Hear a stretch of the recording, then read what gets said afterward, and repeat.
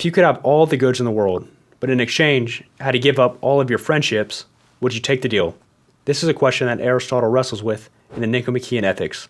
And his answer, which I think is still valid today, is no. Most of us would not trade our friendships, even for all the wealth in the world. Clearly, our relationships are very important to us. But what exactly is friendship? In this video, we'll look at how Aristotle defines friendship and the framework he gives us for understanding it. His insights can help us better manage our expectations, see what it truly means to be a good friend, and as a consequence, be better friends, partners, and family members, and build deeper, more meaningful relationships. Let's get into it. All right, so I've got a PDF version of the ethics pulled up here. This is the W.D. Ross translation. And before we get into it, I want to give a quick overview of what the book is about. So here, Aristotle is exploring what leads to a happy human life.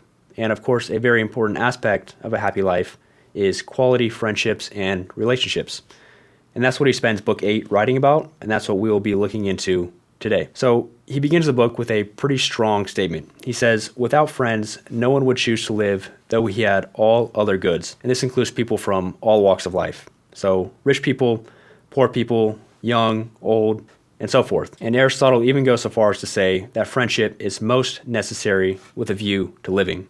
And when I first read this, I actually disagreed with it. Because what is more fundamental to life than friendship is, of course, food and water. But I think that's taking this statement too literally. It's taking it a bit out of context. Within the context of the rest of the book, I think Aristotle here is assuming, of course, that food and water and basic sustenance are taken care of.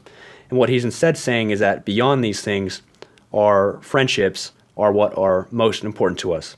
And I would agree with that because of this line right here. And so I think it's important to highlight that because it can help us put our priorities in perspective and ensure that we're not prioritizing something like money over our relationships when our relationships are what really matters to us at the end of the day. And so after clarifying the importance of friendship and relationship, Aristotle next moves to defining what it is.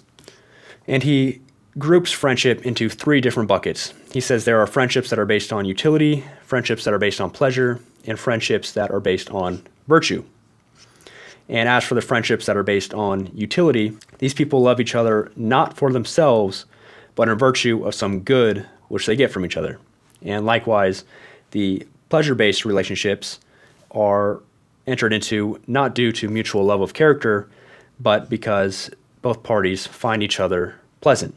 And a few examples Aristotle gives to us of utility-based friendships include those between old people who are friends because they tend to each other's needs. They're entered into between people in their prime or young who pursue utility. So here I think about relationships that are built through networking or built in business with a view towards advancing our careers and making money. And Aristotle also classes this relationships between a host and a guest. So these are transaction-based relationships. And in a similar vein, relationships that are based on pleasure are also transactional in a sense, in that both parties gain enjoyment from spending time with the other. They gain amusement from the relationship.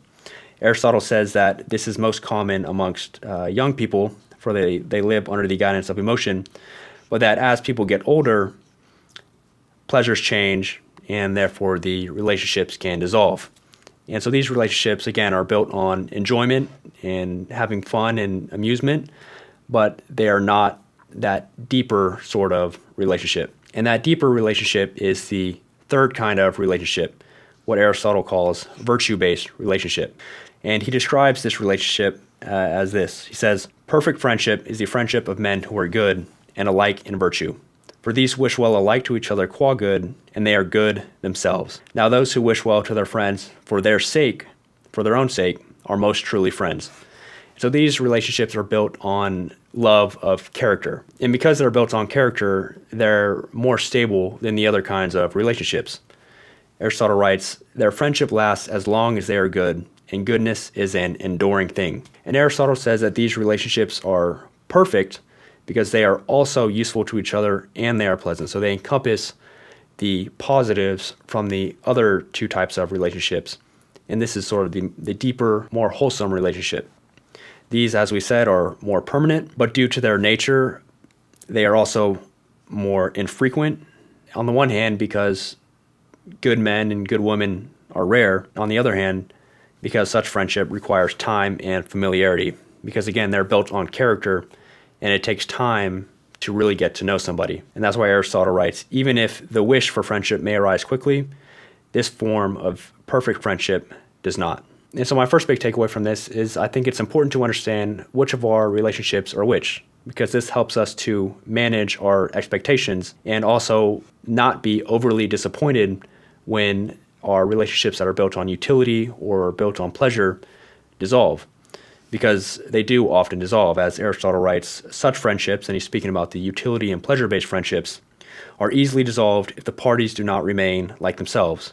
For if the one party is no longer pleasant or useful, the other ceases to love him. And sort of in a similar vein, another quote I want to show here from page 149, Aristotle says that most differences arise between friends when they are not friends in the spirit in which they think they are. So again, I think it's important to recognize which of our relationships are which. And again, it's not these sorts of relationships, even though they are shallower and different, they're not the perfect form of friendship. These are good relationships to have. And as their names imply, they are helpful to us. They are pleasurable to us. It's just important to recognize them for what they are and to manage our expectations accordingly. And that leads into my second major takeaway, which is that especially when it comes to choosing our long-term partner, it is extremely important that we understand what type of relationship that we're in. As Aristotle writes here on page 131, he says, "For these do not take pleasure in the same things." And he's talking about two lovers, "but the one in seeing the beloved, and the other in receiving attentions from his lover.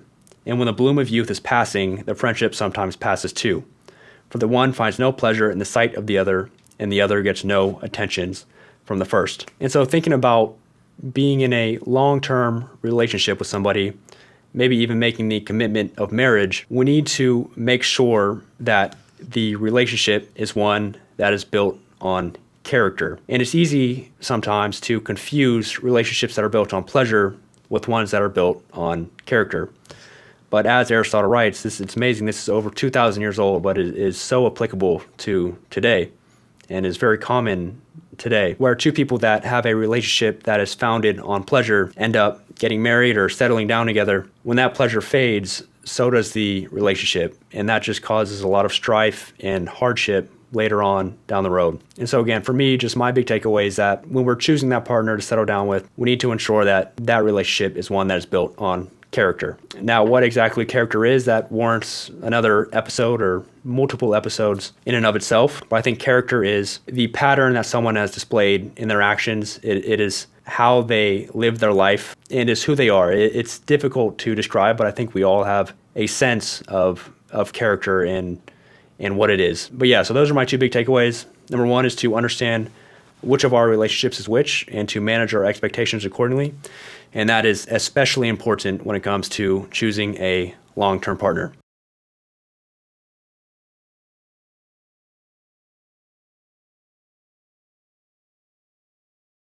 That concludes it for this episode. Thank you so much for watching. Hopefully you learned something that you can take away and apply to your life. That's the ultimate goal of this channel. It's to study the great philosophical works and understand what we can learn from them and apply to our own lives today. And as a result, live clearer, better, and happier lives. If that's something you're interested in, then subscribe to follow along. And I hope to see you in the next episode.